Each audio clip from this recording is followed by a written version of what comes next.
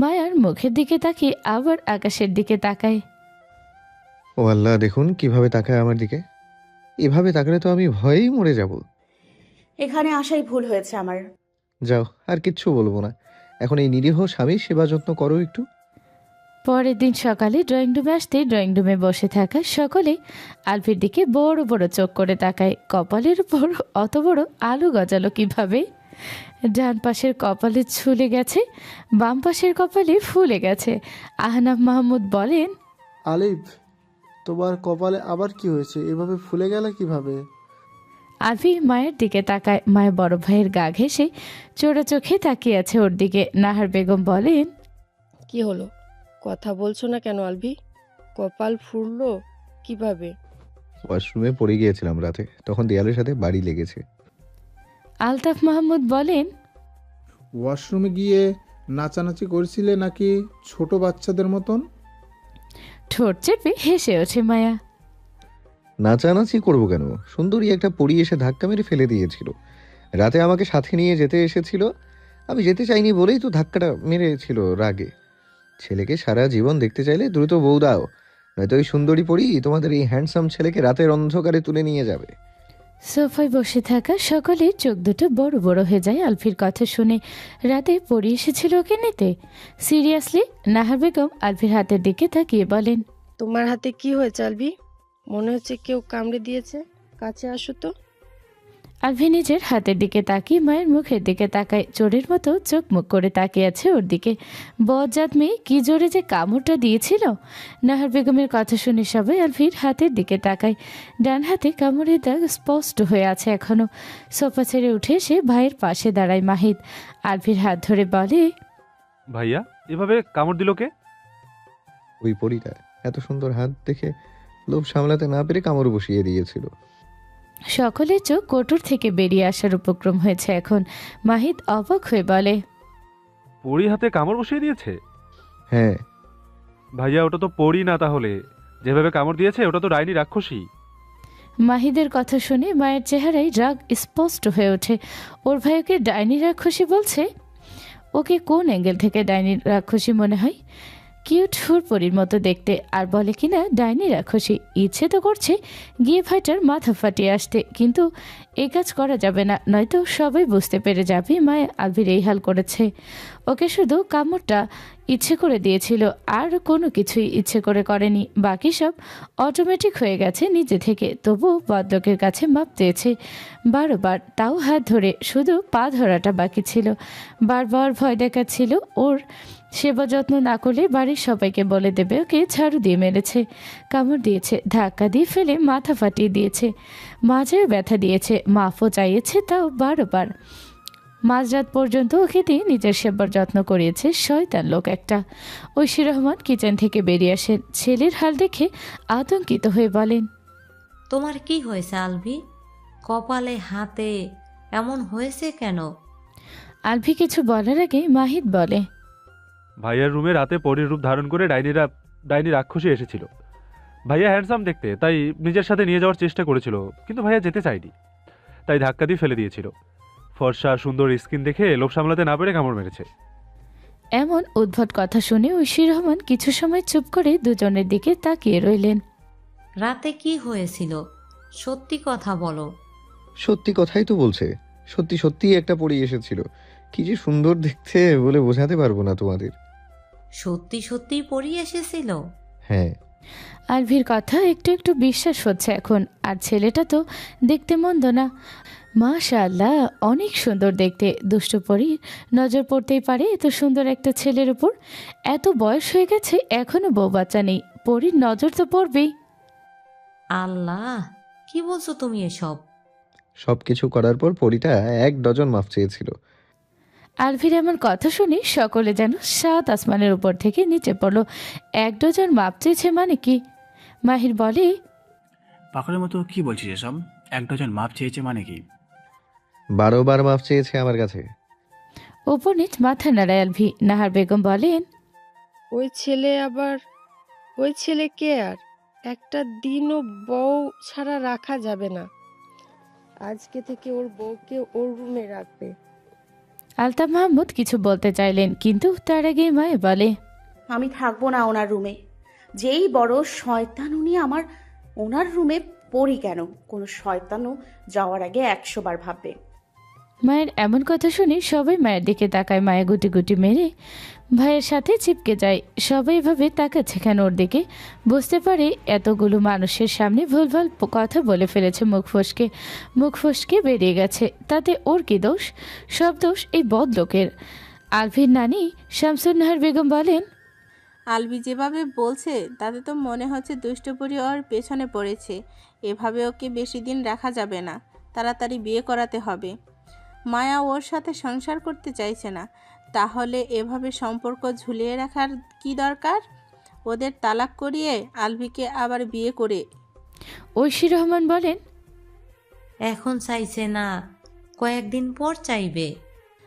তোমার একটা মাত্র সন্তান, ছেলেটাকে দুষ্টপুরি তুলে নিয়ে যাওয়ার পর বা কোনো ক্ষতি করার পর চাইলে হবে? আর আমার মনে হয় মায়া অন্য কোনো ছেলেকে ভালোবাসে, তাই জন্য আলবির সাথে সংসার করতে চাইছে না। চমকিত নয়নের সবাই শামসুন নাহার বেগমের দিকে তাকিয়ে থাকে। ওনার এমন কথা শুনে নাহার বেগমের রাগ উঠে যায়। আপনি এসব কি বলছেন? না জেনে শুনে উল্টাপাল্টা কথা বলবেন না। উল্টাপাল্টা কথা বলবো কেন? সবাই এত করে বলার পরেও মায়া রাজি হচ্ছে না আলবির সাথে সংসার করতে। এর মানে কি দাঁড়ায় তাহলে? নিশ্চয় মায়া অন্য কাউকে ভালোবাসে, তাই জন্য আলবির সাথে এখন সংসার করতে চাইছে না। আলবি ফিরে আসবে ভাবেনি হয়তো, এখন সাহসের অভাবে কিছু বলতে পারছে না। আলতাফ মাহমুদ গম্ভীর স্বরে বলেন, আম্মা, আপনি চুপ থাকুন। কেন চুপ থাকবো? মায়াকে জোর করে জিজ্ঞেস করো, দেখবে ও স্বীকার করবে ওর প্রেমিক আছে। মাহির রেগে বলে, মুখ সামনে কথা বলুন। আপনি কার সম্পর্কে কথা বলছেন জানেন? এই বাড়িতে বসে এই বাড়ির একমাত্র মেয়ের সম্পর্কে এমন মিথ্যা কথা বলার রাইটস আপনাকে কে দিয়েছেন? বৃদ্ধ মানুষ বলে কিন্তু মাথায় তুলে রাখবো না আমি।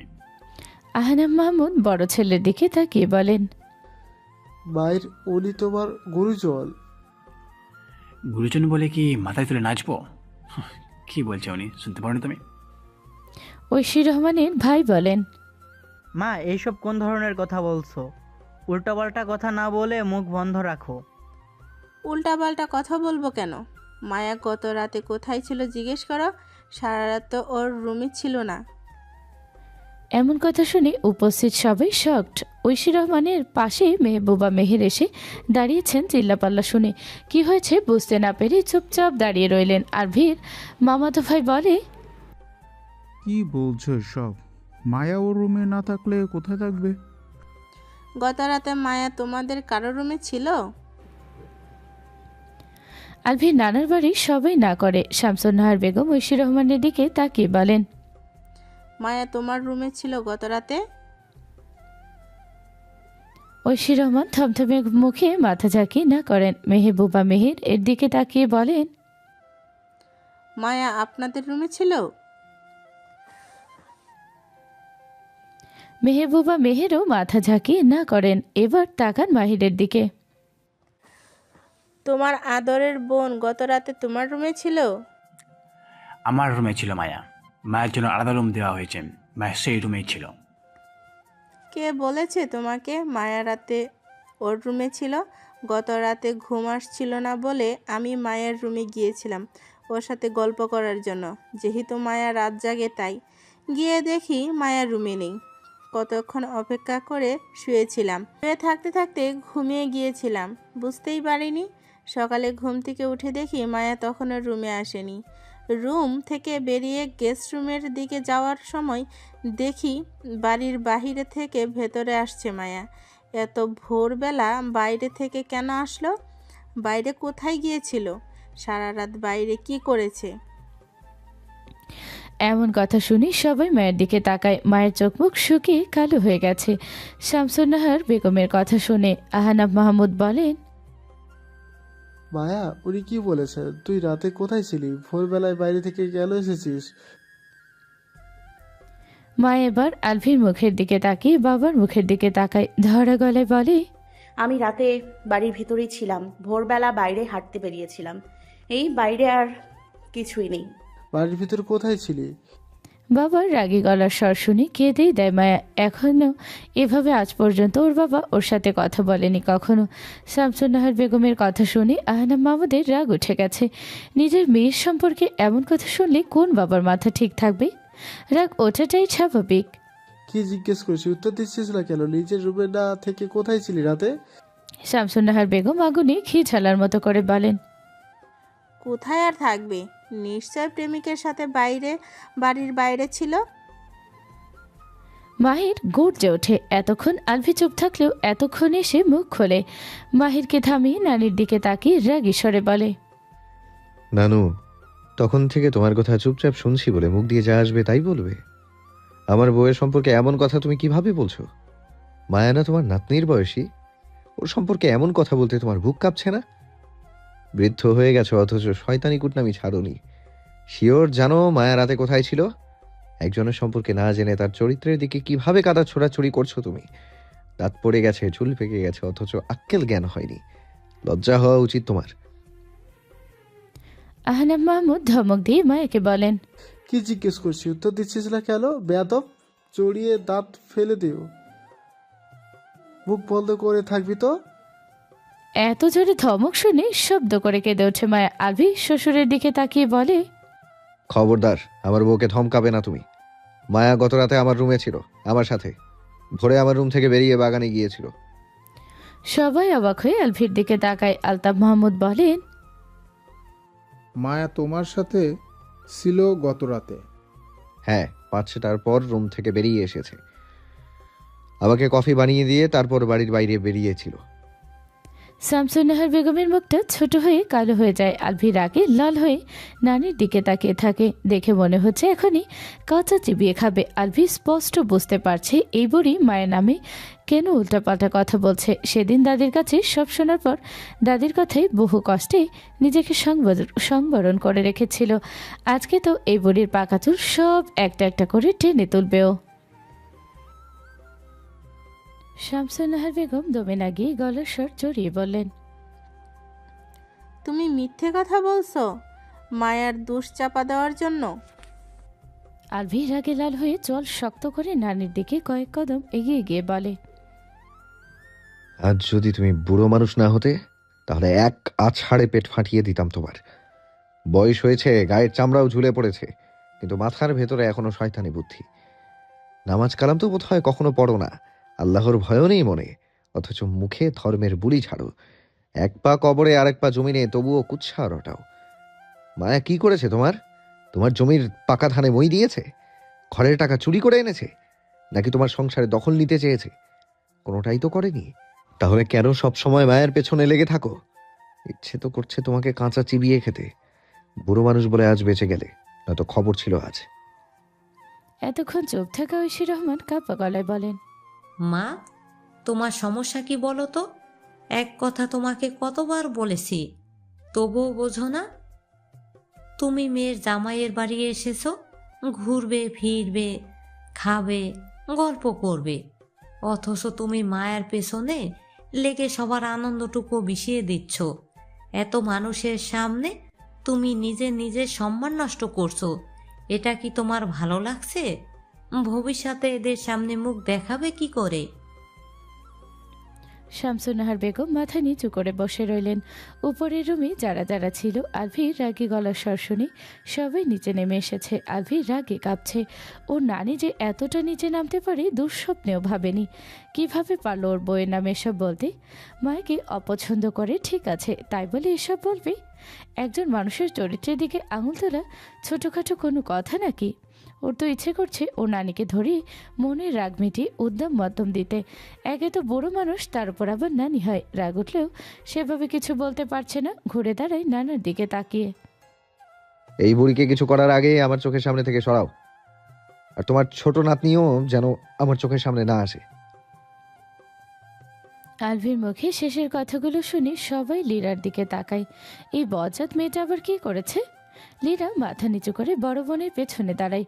সবাই ভেবে তাকাচ্ছে কেন? আর আলভি এমন কথা বলল কেন? সেদিনের পর ও তো কিছু বলেনি মায়াকে। আলভিকেও তো কিছু বলেনি। লীরার বাবা অগ্নিদৃষ্টি নিক্ষেপ করে আছে লীরার দিকে। দেখে মনে হচ্ছে ওই চোখ দুটো দিয়ে ভস্য করে দেবে এখনই। শুকনো ঢোক গিলে মাথা নিচু করে দাঁড়িয়ে রইল। আলভি আবার তাকায় নানির দিকে।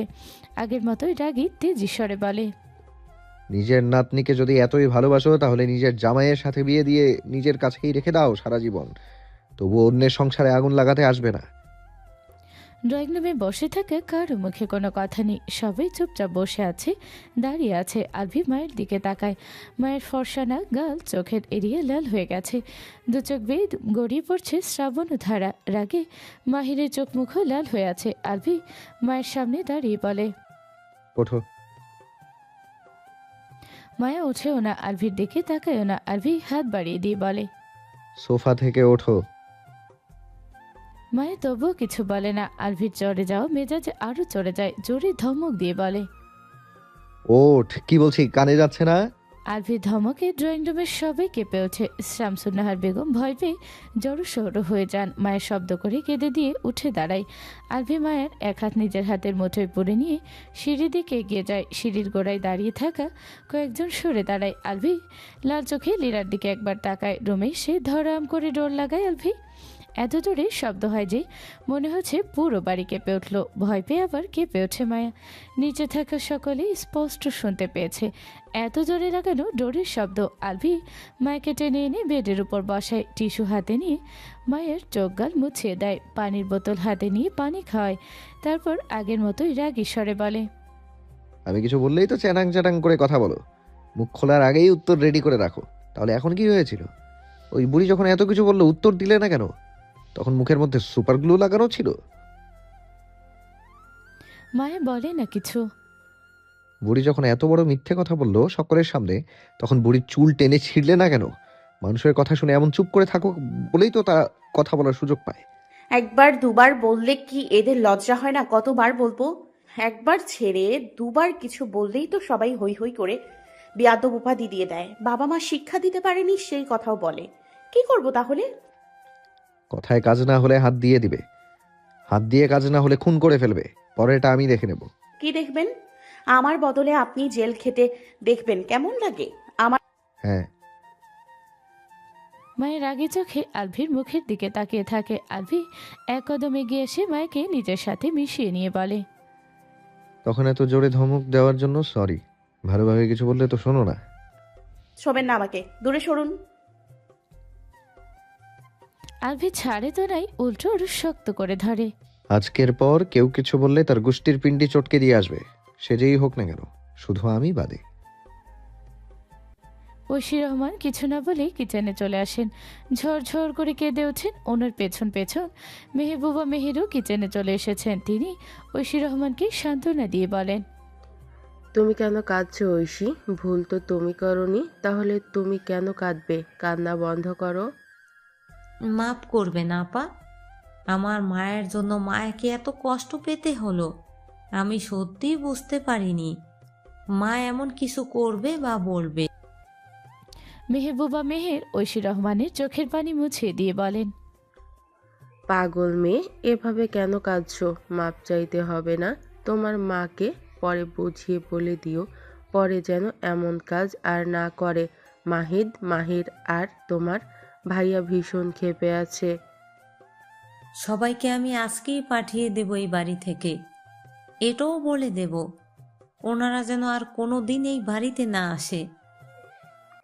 পাগল হয়েছো নাকি তুমি? ওনারা এমনিতেও আগামীকাল চলে যেতে চাইছে, এখন আর এমন কিছু বলবে না তুমি। লীরার বাবা ওর মায়ের দিকে তাকিয়ে বলেন, যাও ব্যাগ গুছিয়ে নাও, আর সবাইকে বলো ব্যাগ গুছিয়ে নিতে। 10 মিনিটের মধ্যে রেডি হয়ে সবাই আমার সামনে আসবে। 10 মিনিটের বেশি সময় লাগলে সবাইকে রেখেই চলে যাব আমি। আলতাফ মাহমুদ কিছু বললেন না। রাগে ওনার মস্তিষ্ক টকবক করে ফুটছে। কত বড় সাহস ওনার বাড়িতে এসে ওনার ছেলের বউয়ের চরিত্র নিয়ে কথা বলে। আলতাফ মাহমুদ ঐশী রহমানকে বিয়ে করার প্রথম দিক থেকেই শাশুড়ি মাকে সেরকম পছন্দ করেন না তার এমন স্বভাবের জন্য।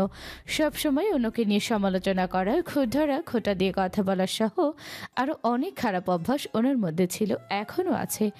এর আগে আলতাফ মাহমুদ নিজে শাশুড়ি মাকে সাবধান করে দিয়েছিলেন যেন দ্বিতীয়বার মায়াকে কিছু বলার সাহস না করে, কিন্তু এবারেও এসে এমন কিছুই করলেন। এই মহিলা জীবনেও শুধরাবে না। আহনাফ মাহমুদ গম্ভীর স্বরে বলেন, এখন কেউ যেতে পারবে না, আগামীকাল যাবেন সবাই। লীরার বাবা মাথা নিচু করে বলেন, মাফ করবেন বেয়াই, এরকম কথা বলবেন না। আর থাকা সম্ভব না। যদি ভাগ্য নিয়ে আসে তাহলে আবার কোনো একদিন আসবো, আজকে যেতে দিন। কোনো কথা শুনতে চাই না আমি, আপনার আজকে যাচ্ছেন না। আলভির নানা সোফা ছেড়ে উঠে এসে আহনাফ মাহমুদের পাশে বসেন। আহনাফ মাহমুদের দুই হাত ধরে অপরাধীর ন্যায় বলেন, মাফ করবেন বাবা, অনেক বড় অন্যায় করে ফেলেছে। আহনাফ মাহমুদ আলভির নানার হাত ধরে বলেন, এভাবে বলবেন না, আপনি আমার বাবার বয়সী। এখানে আর থাকতে পারবো না বাবা, সে মুখ নেই আমাদের। আপনি আর থাকার জন্য বলবেন না। তাহলে অন্তত খাবার খেয়ে যান সবাই, রান্না পায় হয়েছে এসেছে বোধ হয়। আচ্ছা। আলভি নানা স্ত্রীর দিকে আগুন চোখে তাকান। একবার বাড়ি ফিরতে পারলেই হয়, তারপরে বুড়িকে গরম তেলে ভাজবেন। জীবনে আজ অব্দি কারো সামনে কখনো মাথা নিচু করতে হয়নি, কারো কাছে মাপ চাইতে হয়নি। আল্লাহ তাআলা ব্যতীত এই বুড়ির কথার জন্য পুরো বাড়ির মানুষের কাছে মাথা নিচু হয়ে গেছে। মেয়েটাকেও ছোট হতে হলো শ্বশুরবাড়ির মানুষগুলোর সামনে। কাঁদতে কাঁদতে কিভাবে চলে গেল রান্নাঘরে। বাড়ির কেউ কিছু না বললেও আলতাফ মাহমুদ কিছু না কিছু ঠিকই বলবেন ঐশী রহমানকে। মায়া মেয়েটাও কিভাবে বাবার কাছে ধমক খেলো। ছোটবেলা থেকে মেয়ে মানুষের কত কথা শুনে বড় হয়েছে। রাগে ওনার ইচ্ছে করছে শামসুন্নাহার বেগমকে এখানেই মেরে পুঁতে রেখে যেতে। এই শয়তানের কারখানাকে বাড়ি বয়ে নিয়ে গিয়ে কী করবেন। লীরার বাবা ছোপা ছেড়ে উঠে লীরাকে টেনে নিয়ে গেস্ট রুমে আসেন। সবাই তাকিয়ে তাকিয়ে দেখে, কেউ কিছু বলে না। বল আলবিকে কি বলেছিস তুই?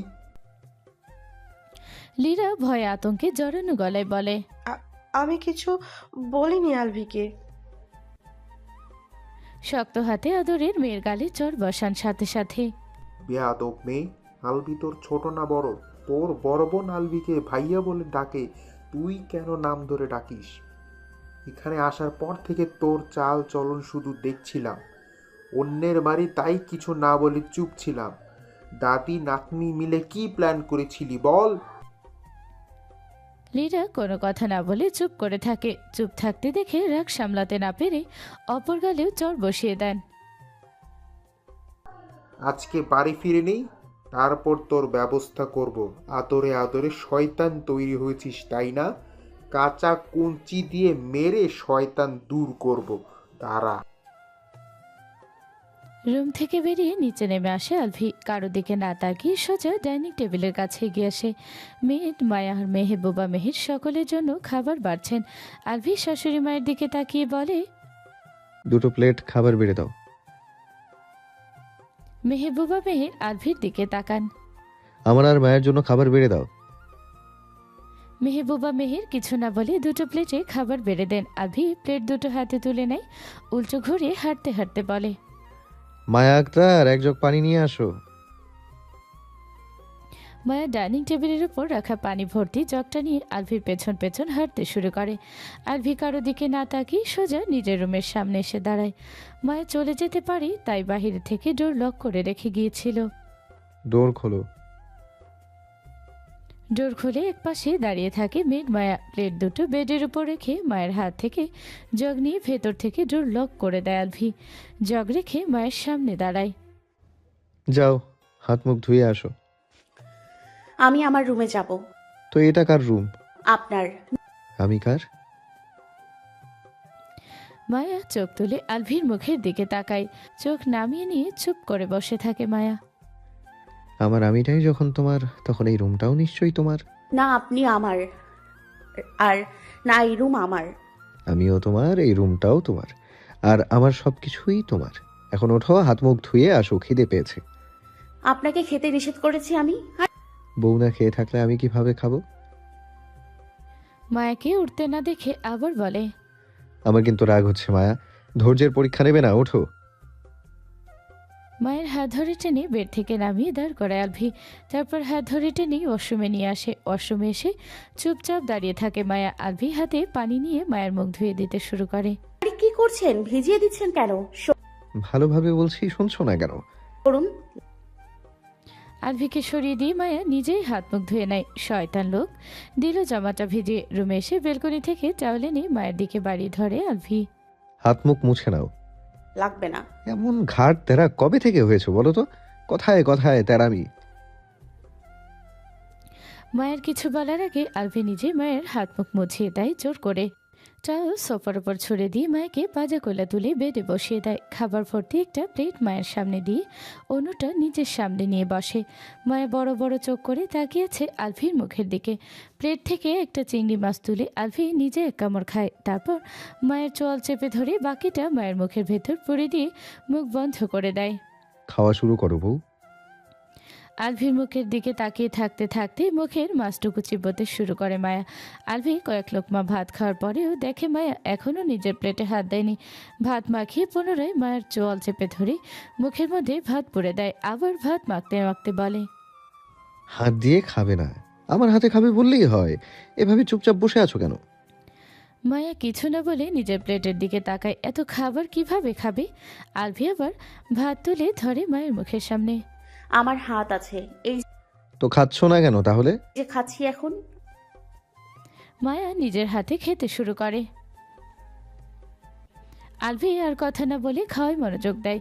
খেতে খেতে মায়ের মুখের দিকে তাকায়। মায়া মাথা নিচু করে চুপচাপ খেয়ে চলেছে।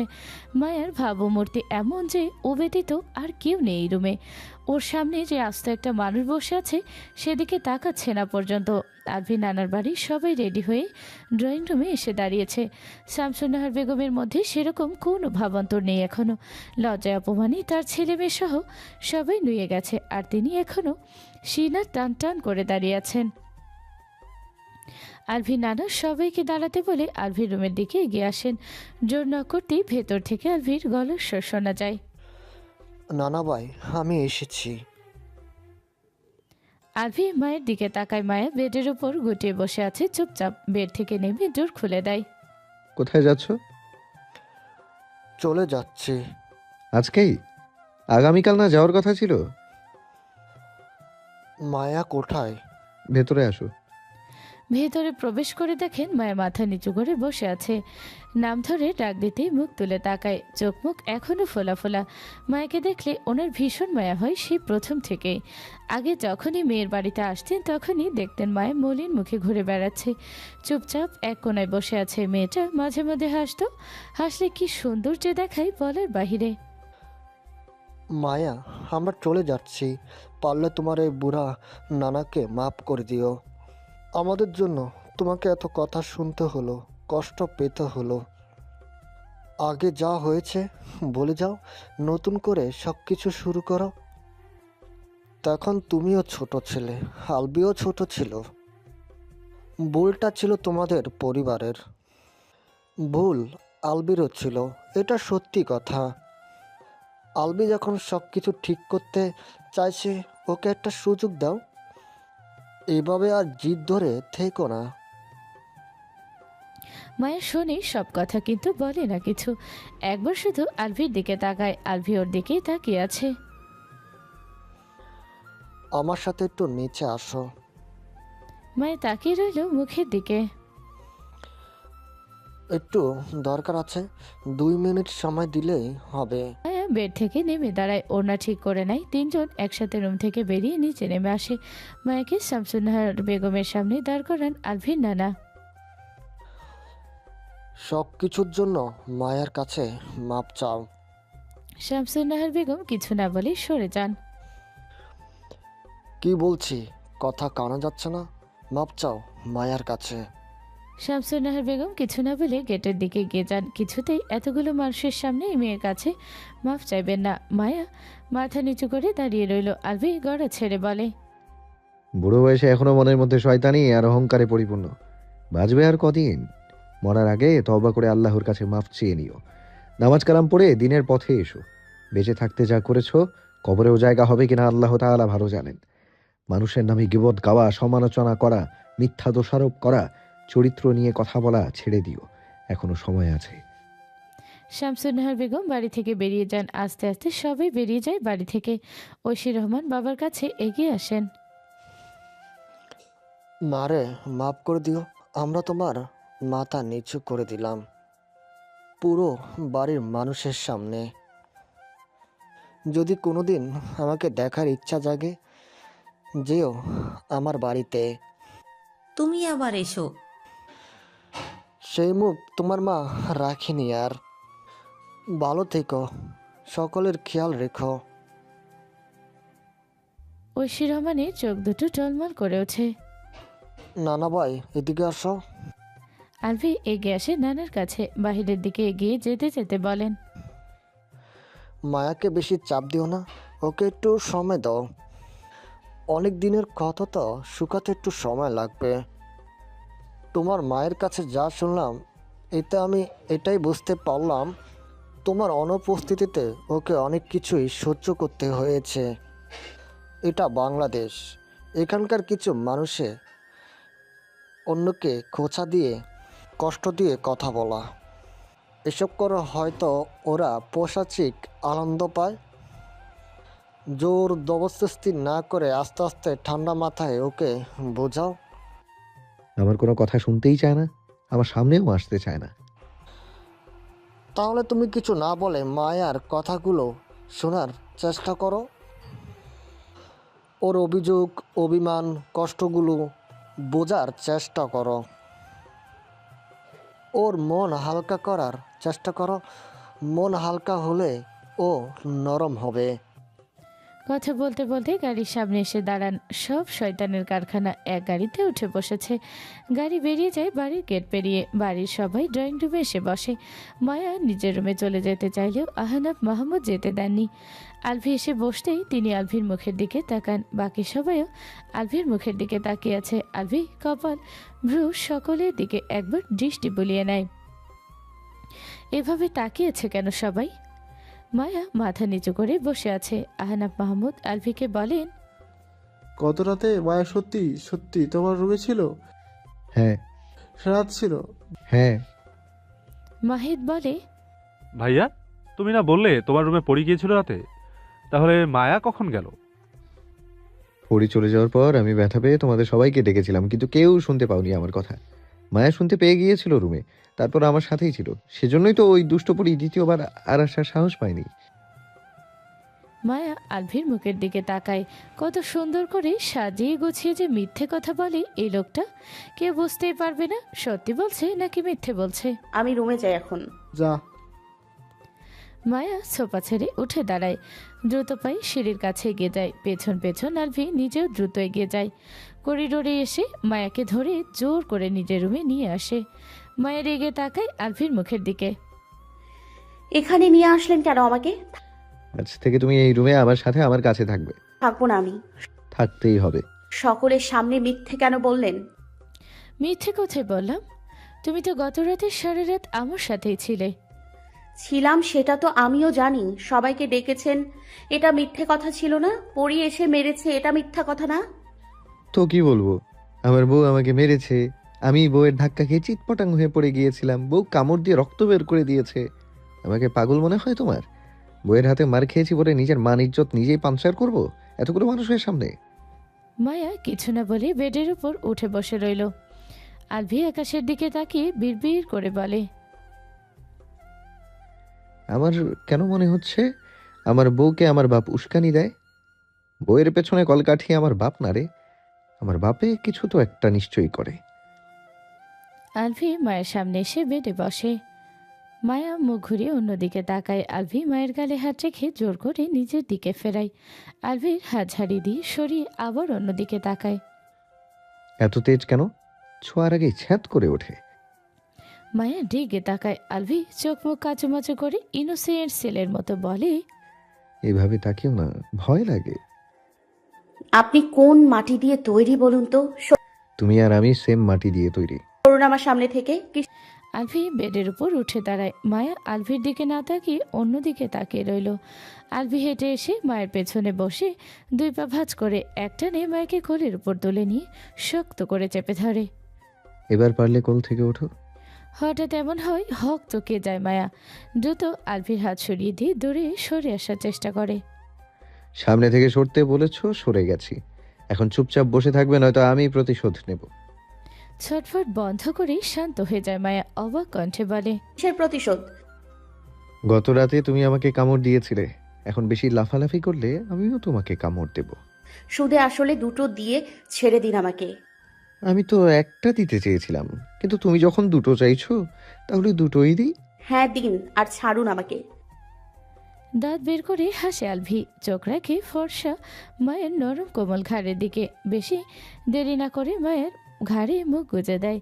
মায়ের পুরো শরীর ঝাঁকি দিয়ে ওঠে। মায়ের সাথে সাথে আলভির পুরো শরীর নড়ে ওঠে। প্রথমে আলতো এক কামড় বসায়, তারপর আলতো চুমু খায়। ঘাড়ে মুখ গুজে রেখেই বলে, তোমার গায়ের ঘ্রাণ তো মারাত্মক, নেশা ধরিয়ে দিচ্ছে। ততক্ষণে মায়ের লাফালাফি শুরু হয়ে গেছে আলভির কাছ থেকে ছোটার জন্য। আলভি যেই শক্ত করে ধরেছে তাতে কারো বাপের মরদ হবে না আলভির কাছ থেকে মায়াকে টেনে আলাদা করার। শয়তান লোক কামড় দেওয়ার কথা বলে। কি করছেন আপনি? হাত কামড় দিতে যে ঘাড়ে কামড় দিলেন কেন? মায়ের ঘাড়ে থুতনি ঠেকিয়ে গালে চুমু খায়। মুখ সরিয়ে নেয় মায়া। আমি কি একবারও বলেছি হাতে কামড় দেব? আর কি? কিছু না। ছাড়ুন আমাকে। বাপ না হওয়া পর্যন্ত কোনো ছাড়াছাড়ি নেই। কটমট করে আলভির মুখের দিকে দেখার চেষ্টা করে মায়া। আলভি আবার মায়ের গালে চুমু খায়। আলতাফ মাহমুদ মায়ের রুমে আসেন। রুমের কোথাও মায়া নেই। ডাকাডাকি করে করিডোরে এসে দাঁড়ান। মান্তাসা দাদার ডাক শুনে ছোট্ট ছোট্ট পায়ে দৌড়ে রুমে থেকে বেরিয়ে আসে। আলতাফ মাহমুদ হাত বাড়িয়ে করে তুলে নেন মান্তাসাকে। তুমি ফুফি কোথায় দাদু? হাত দিয়ে আলভির রুম দেখিয়ে দেয়। মায় ওই রুমে। মাথা নাড়ায় মান্তাসা। তুমি যেতে দেখেছো? ছোট আব্বু ধরে নিয়ে গেছে। আলভি জোর করে ধরে নিয়ে গেছে। হুম। আচ্ছা তুমি তোমার আম্মুর কাছে যাও, আমি একটু পর এসে তোমাকে নিয়ে যাব। মান্তাসা কোল থেকে নেমে রুমে চলে যায়। আলতাফ মাহমুদ ছেলের রুমের সামনে এসে দাঁড়ান। ইতস্তত বোধ হলেও হাত উঁচিয়ে ডোর নক করেন। মায়া। মায়া কিছু বলার আগে আলভি বলে, মায়া এই রুমে নেই, আমাকে ডিস্টার্ব না করে সঠিক রুমে গিয়ে খোঁজ চালান করে দাও। আলভির কথা শেষ হতেই মায়া গলা ছেড়ে বলে, মিথ্যে কথা। আমি এই রুমের ভেতরেই আছি ছোট আব্বু। বাইরে আয়, কথা আছে তোর সাথে। তোমার ছেলে বের হতে দেয় না। আলভি মায়াকে বাইরে আসতে দাও। আলভি বিরক্ত মাখা চোখ মুখে ডোরের দিকে তাকিয়ে থাকে। এখনই আসতে হলো? আর মায়াকে ডাকছে কেন? মায়ের সাথে কি দরকার? মায়া। ছাড়ুন। বাপটার কি লজ্জা শরম বলতে কিচ্ছু নেই? ছেলের কাছ থেকে ছেলের বউকে ছিনিয়ে নিয়ে যেতে চাইছে। লজ্জা শরম তো আপনার নেই। এই বয়সে লজ্জা শরম থাকতেও নেই। আলভি মায়াকে বাইরে আসতে দাও। হাতের বাঁধন আলগা করে আলভি। মায়া লাফিয়ে কোল থেকে নেমে দাঁড়ায় নিচে। এমন ভাবে নামছো মনে হচ্ছে এতক্ষণ আগুনের উপর বসেছিলে। আগুন না, আস্ত একটা জ্বলন্ত আগ্নেয়গিরির ওপর বসেছিলাম এতক্ষণ।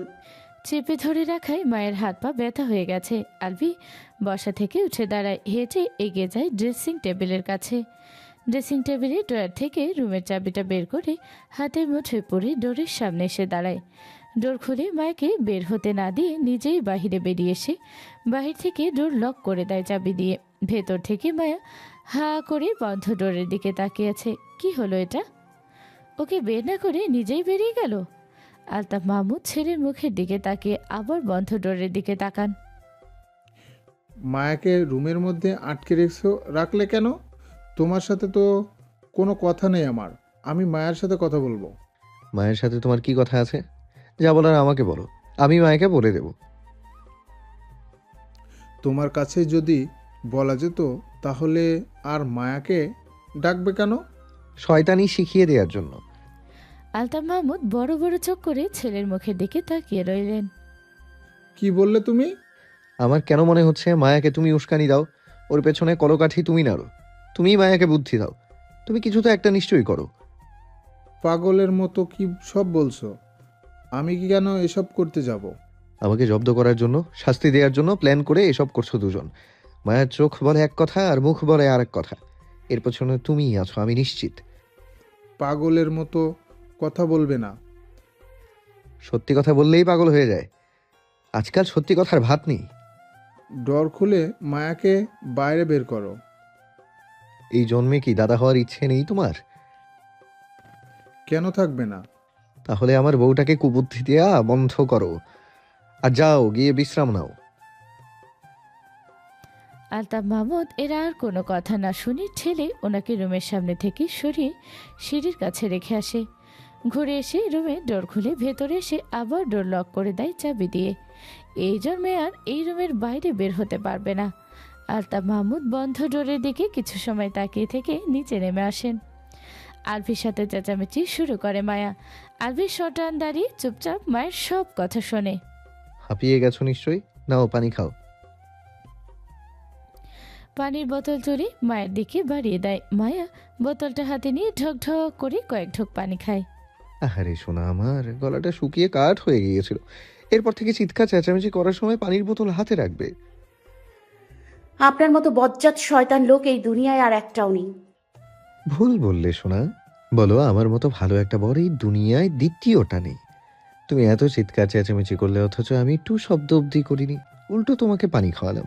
পানি খাইয়ে খোটা দিচ্ছেন? একদম না, নিজের প্রশংসা করলাম। মায়া কিছু বলতে গিয়েও চুপ হয়ে যায়। এই লোকের সাথে খেচ খেচ করে কোনো লাভ নেই। এক কান দিয়ে শোনে, অন্য কান দিয়ে বের করে দেয়। রেগে গিয়ে তো ওকে রুম থেকে বের করে দিতে পারে। আলভি গায়ে টি শার্ট খুলে সোফার উপর ছুঁড়ে দেয়। উন্মুক্ত হয় ফর্সা শরীর। মায়া চোখ সরিয়ে নেয়, রুমে লাইট অফ করে শুয়ে পড়ে বেডের উপর। মায়ের দিকে তাকিয়ে বলে, দাঁড়িয়ে না থেকে বেডে উঠে শুয়ে ঘুমাও। রাতে তো ঘুমাতে পারোনি ঠিকভাবে। আমাকে নিয়ে চিন্তা করতে হবে না, আপনি নিজের চিন্তা করুন।